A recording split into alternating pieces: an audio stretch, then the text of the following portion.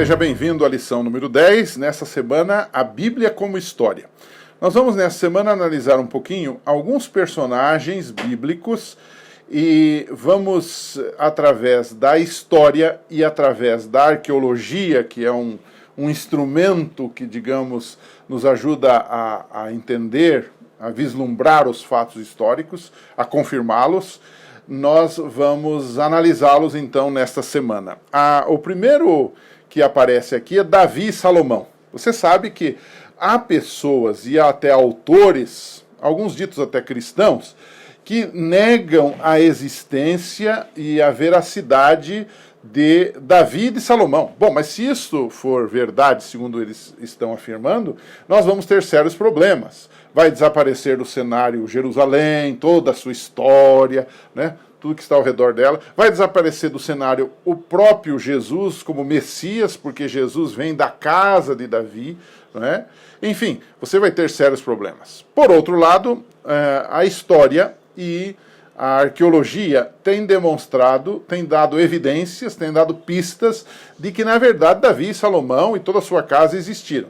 Há pelo menos duas descobertas arqueológicas, duas evidências sobre isto. A primeira é que alguns arqueólogos, em escavações na Palestina, alguns anos atrás, eles descobriram uma cidade chamada Ecrom, da época de Davi, que está narrada em 1 Samuel 17, 52, você pode conferir na sua Bíblia, diz que essa cidade tinha 2 portões. Pois nas escavações que eles fizeram ali naquele sítio arqueológico, eles descobriram exatamente isto, que a cidade tinha 2 portões. Isso era uma novidade para a época, numa cidade pequena.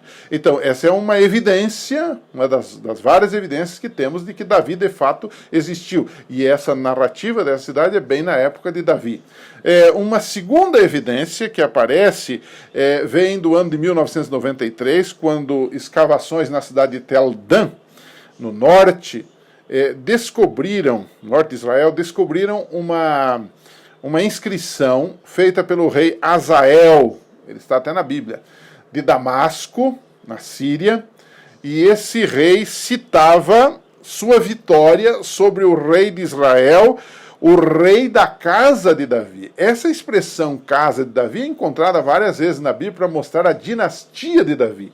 Então, isto é mais uma demonstração que naquela época havia registros da existência de um rei ou de seus descendentes, no caso aqui, da casa de Davi, da dinastia de Davi, do reinado de Davi, da sequência desse reinado. Então, são evidências que confirmam a Bíblia.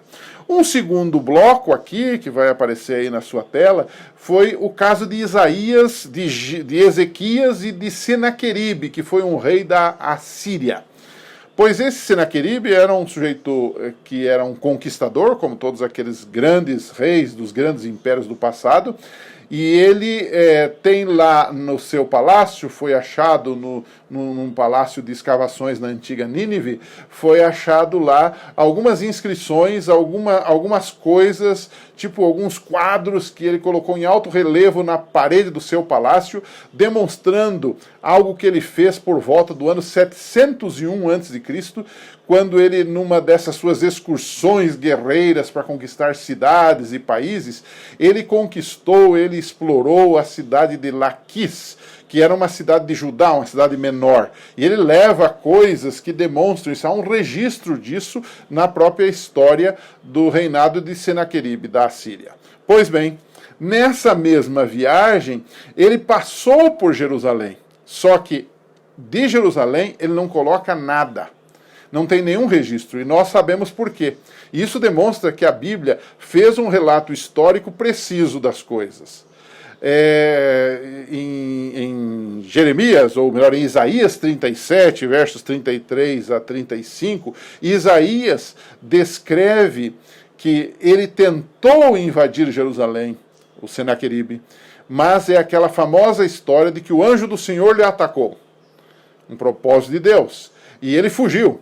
Mas ao fugir, 185 mil assírios foram mortos. Ou seja, a história secular, a arqueologia e confirmam aquilo que está relatado na Bíblia nos seus mínimos detalhes. Isto é ou não é uma evidência da existência e da verdade histórica de Isaías, de Ezequias e do próprio Senaqueribe? Então, mais uma vez, a Bíblia está certa.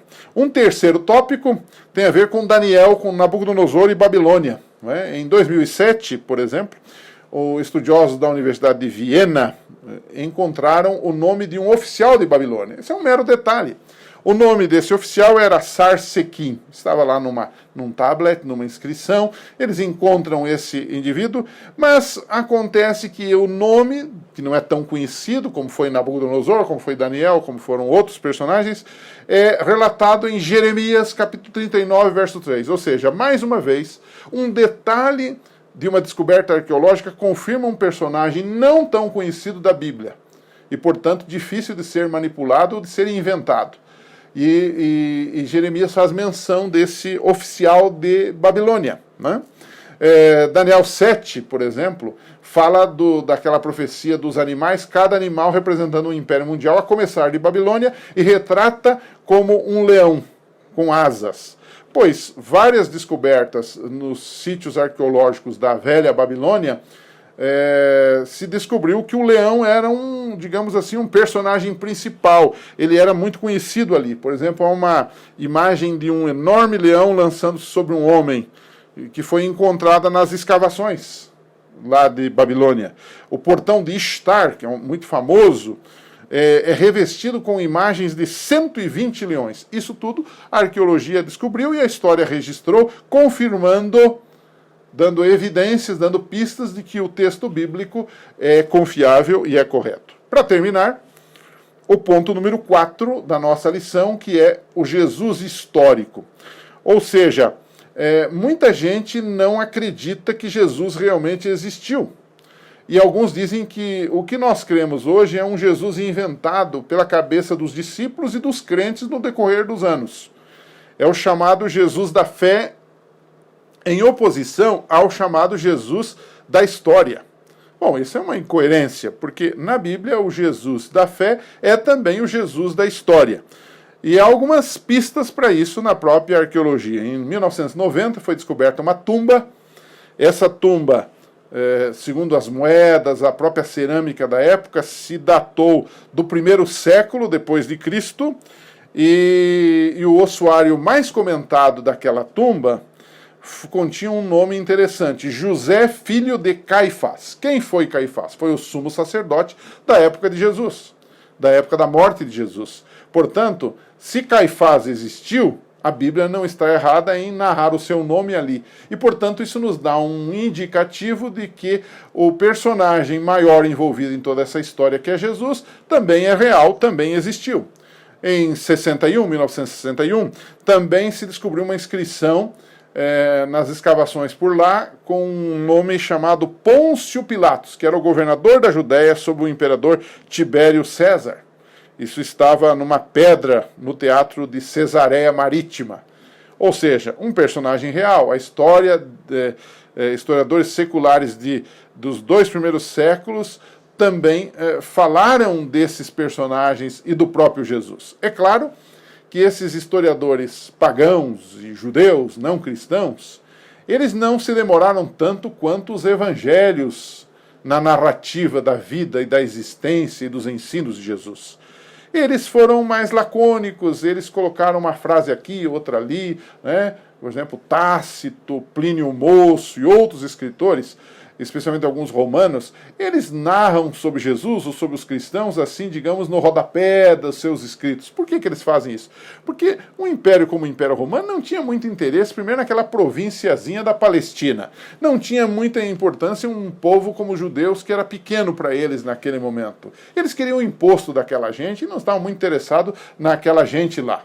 Mas o fato de, por relance, eles citarem a existência da Palestina, a existência de um homem chamado Jesus, a existência de cristãos que são os seguidores de Jesus, é para mim uma prova ainda maior, porque se aquilo lá não existisse, simplesmente eles nunca citariam mas aquilo, como não era importante para eles, eles citaram sim como algo real, mas, digamos, de relance, por tabela ou no rodapé das coisas, para, digamos, não dar o valor que supostamente hoje nós damos. Naquela época não havia esta realidade, né? Então, são quatro blocos aqui interessantes, mostrando que a história e a própria arqueologia confirmam aquilo que a Bíblia diz e mostram que este é um livro confiável.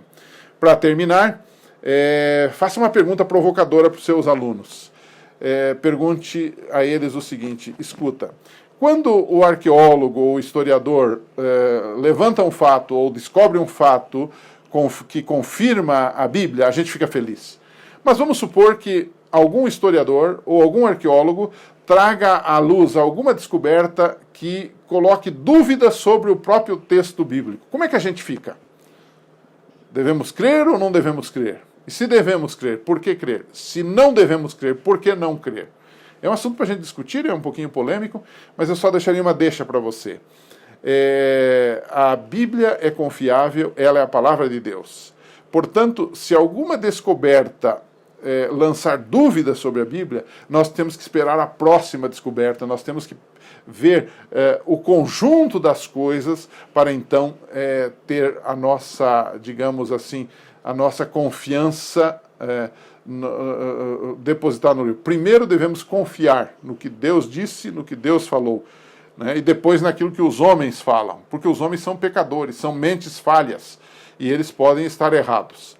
Confiemos, porque a palavra de Deus será provada pela própria história e pela própria arqueologia.